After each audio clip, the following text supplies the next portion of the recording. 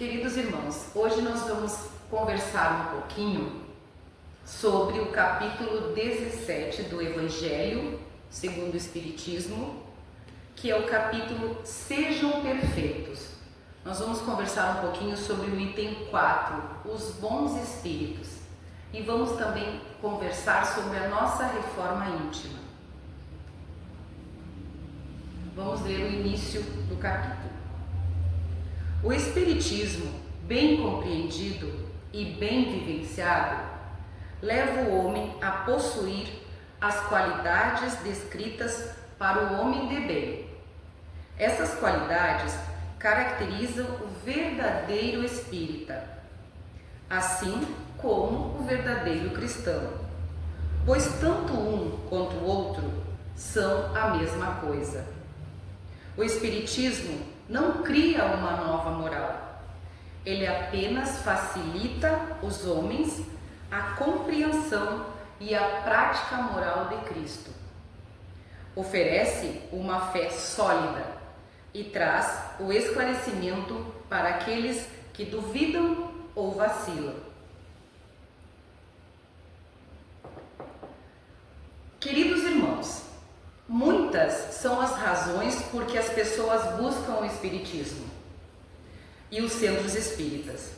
Entre elas estão a busca por esclarecimentos espirituais, por questões relacionadas à saúde física e emocional, por dificuldades em relacionamentos, conflitos familiares e profissionais, a busca por consolo e orientação após a perda de entes queridos e também pelo autoconhecimento, a busca por equilíbrio, a paz interior através da reforma íntima.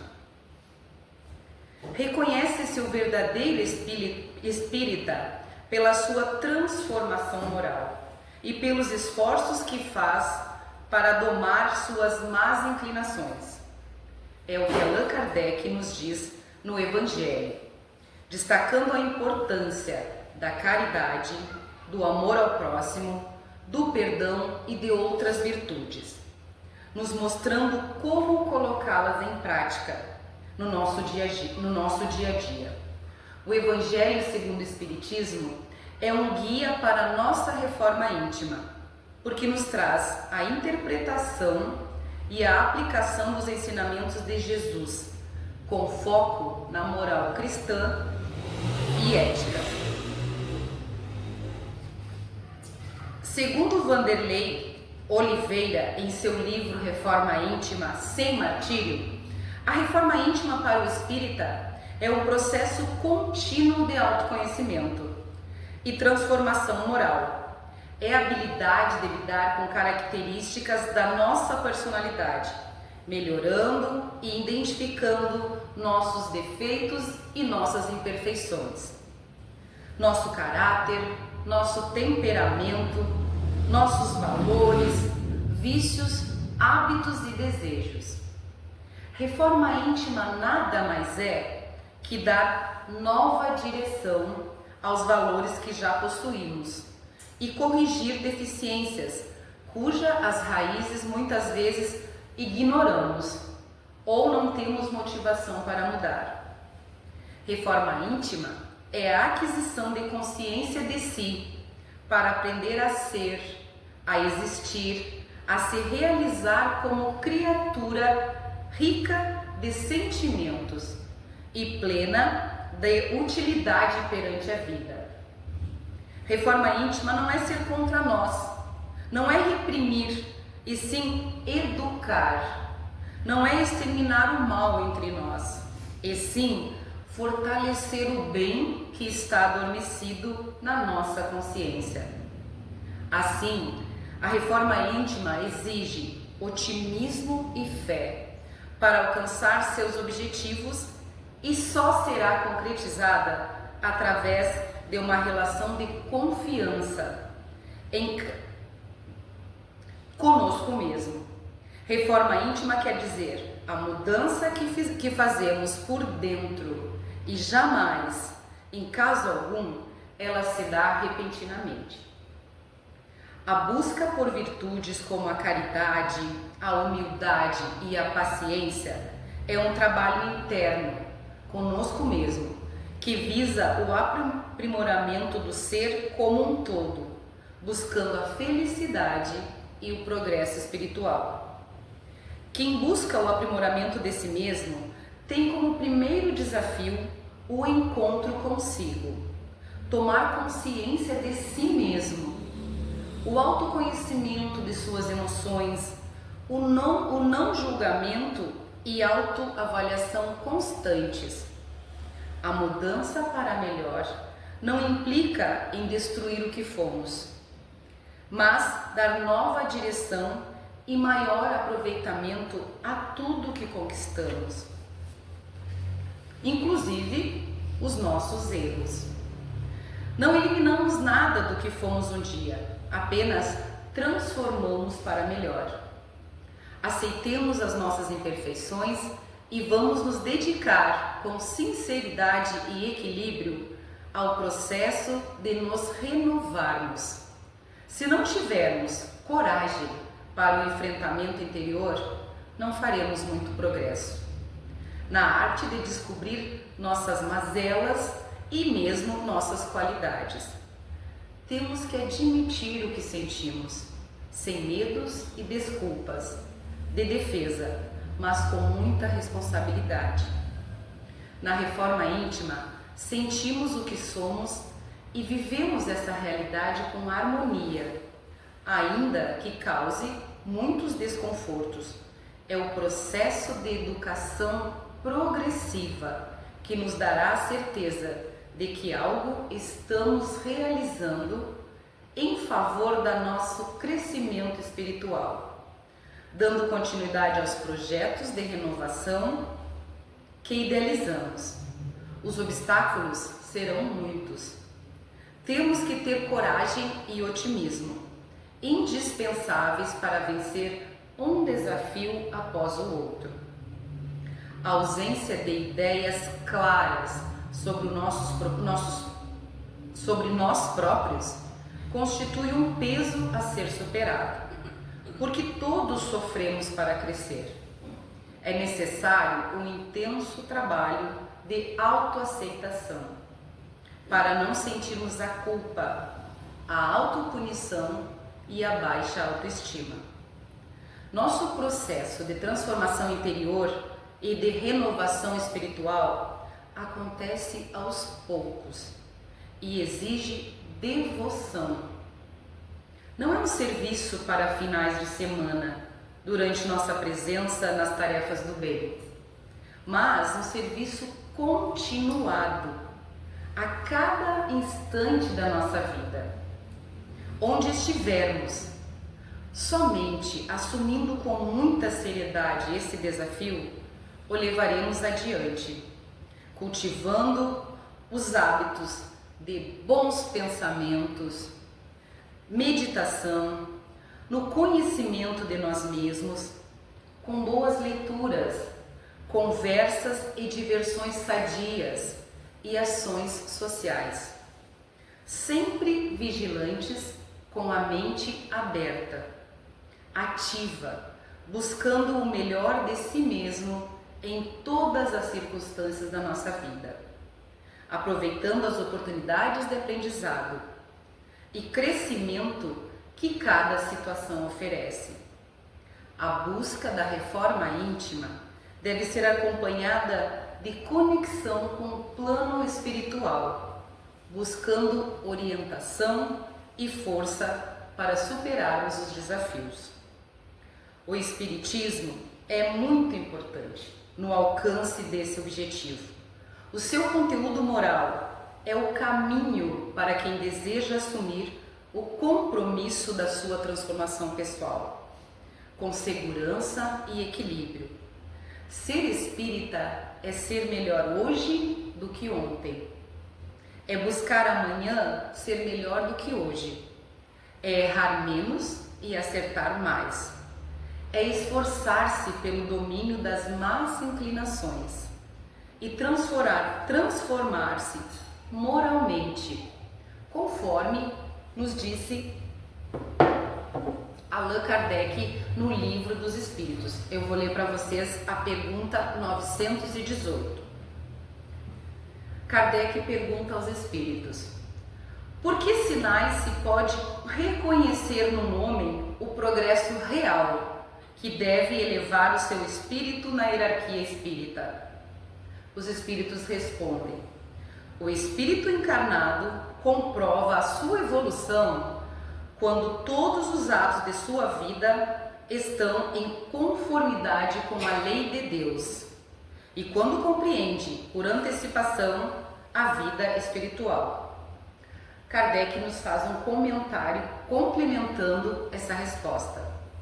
O verdadeiro homem de bem é aquele que pratica a lei da justiça, do amor e da caridade, em toda a sua pureza. Interroga a sua própria consciência sobre os atos que praticou. Pergunta a si mesmo se não violou essa lei, se não fez o mal, se fez todo o bem que podia fazer, se ninguém tem motivos para queixar-se dele. Enfim, se fez aos outros tudo aquilo que gostaria que os outros o fizessem.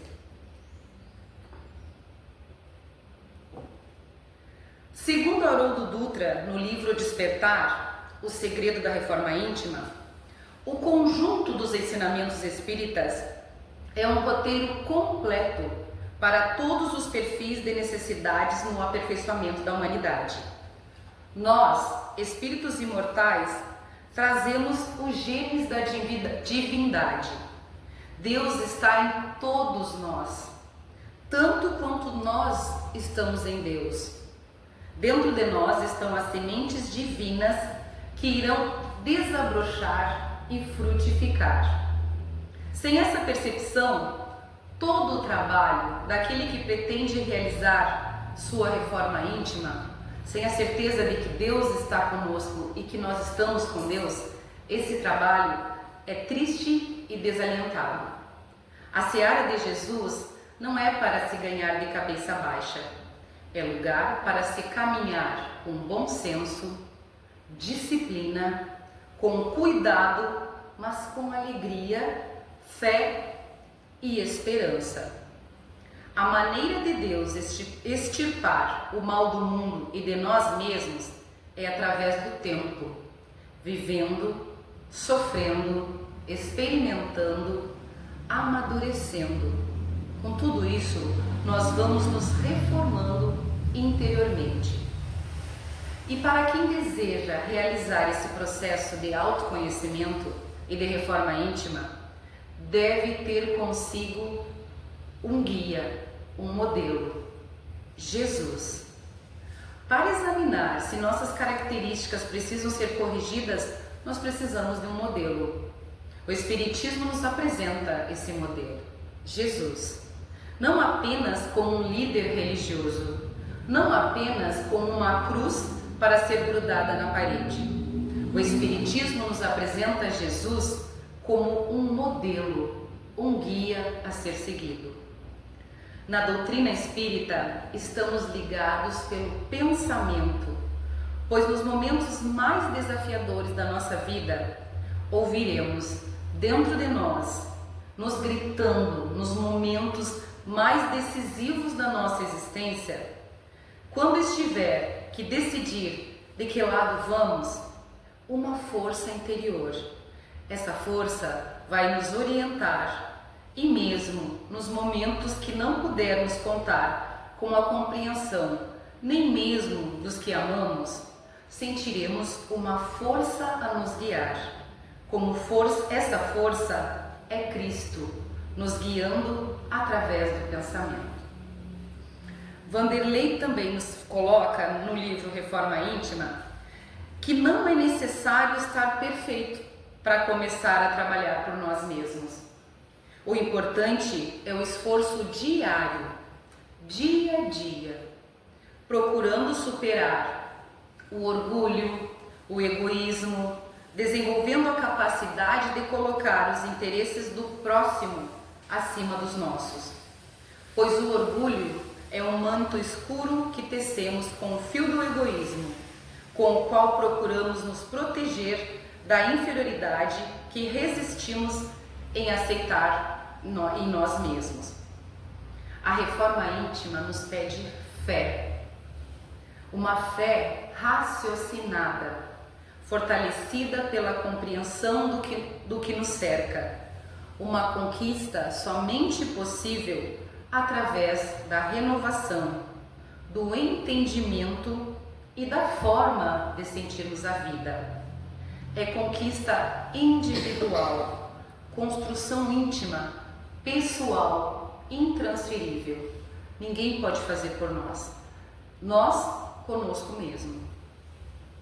A reforma íntima, podemos nos avaliar com amor e ternura, sem punições, sem culpas, através da oração, um canal de comunicação com o plano espiritual, de conexão com Deus, em busca de auxílio e orientação, para enfrentar as dificuldades, superar os obstáculos e nos mantermos no caminho do bem.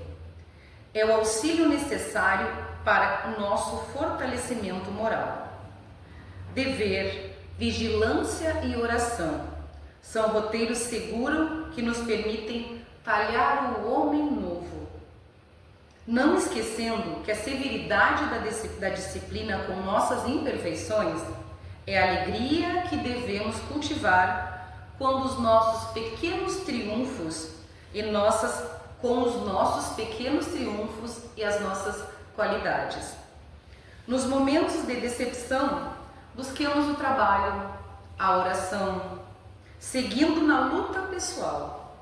Assim, perceberemos o valor que possuem para a nossa felicidade e o quanto significam para os que nos rodeiam, porque vamos conviver bem com os outros na proporção em que estivermos convivendo bem conosco mesmos. Zelemos pelos nossos ambientes, tornando-os saudáveis e agradáveis para conviver.